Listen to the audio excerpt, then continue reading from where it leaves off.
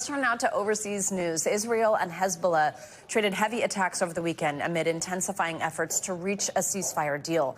On Saturday, Israel launched a powerful strike on the Lebanese capital, Beirut. It killed at least 29 people. And then on Sunday, Hezbollah retaliated by firing a barrage of rockets toward Israel, wounding several people. The Israeli military says most of the projectiles were intercepted, though some landed near Tel Aviv. And last night, the IDF carried out a new wave of airstrikes in Beirut, destroying multiple buildings, with the bombardment continuing this morning. We have NBC News correspondent Hala Gorani joining us from Jerusalem. Hala, good morning. So tell us about this deadly weekend in Lebanon. Tell us more about what we saw as this fire was exchanged between Hezbollah and Israel. Well, Savannah, you outlined it there. It was an extremely deadly weekend with strikes in central Beirut by the Israeli military.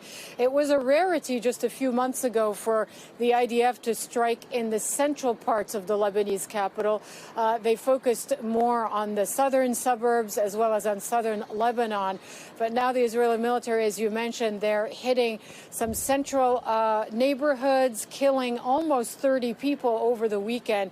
And in retaliation, and in that crossfire, Hezbollah launching more than 200 rockets into Israel, hitting the northern parts of Israel, central parts, but also as far south as on the outskirts of Tel Aviv. And this is all happening against that backdrop of speculation and reports and some statements from officials that we are nearing a potential ceasefire deal between Israel and Hezbollah. Savannah. Yeah, let's talk a little bit more about that. Exactly, Hala. There's been some progress there, right, over this potential ceasefire between Lebanon and Israel on that front of this war. This is following a visit to the region by a top U.S. envoy last week.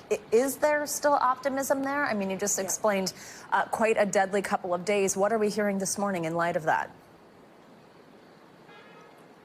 So in the statements, there's optimism. In practice and on the ground, there is actually an intensifying battle between the two sides. Now, Amos Hochstein is the U.S. envoy to the region. He has been reported as saying that we are closer to a deal than we were in the past. We also heard from the Israeli ambassador to the United States, Ambassador Herzog, who told Army Radio that there are reasons to be optimistic about getting closer to a deal.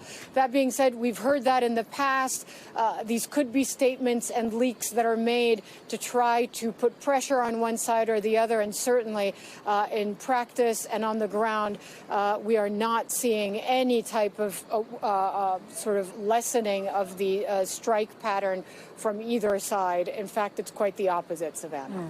Hala, this morning we're also getting new warnings. This is just about the dire conditions within Gaza. UN, other aid groups, they're talking about conditions facing these displaced Palestinians as the seasons change. The first rains of the winter just arrived. Our NBC News crew in Gaza captured some of the conditions yesterday. What are we seeing?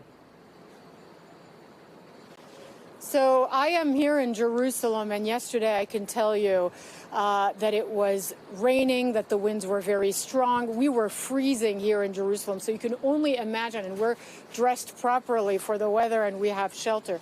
So you can only imagine what it's like for people in makeshift tents and displaced people's camps, having to, for now more than a year, live in terrible conditions without sanitation, without running water, on sand, essentially, because one of the safe zones that has been struck, by the way, by IDF fire is essentially on a beach.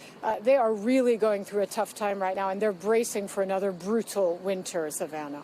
Thanks for watching. Stay updated about breaking news and top stories on the NBC News app or follow us on social media.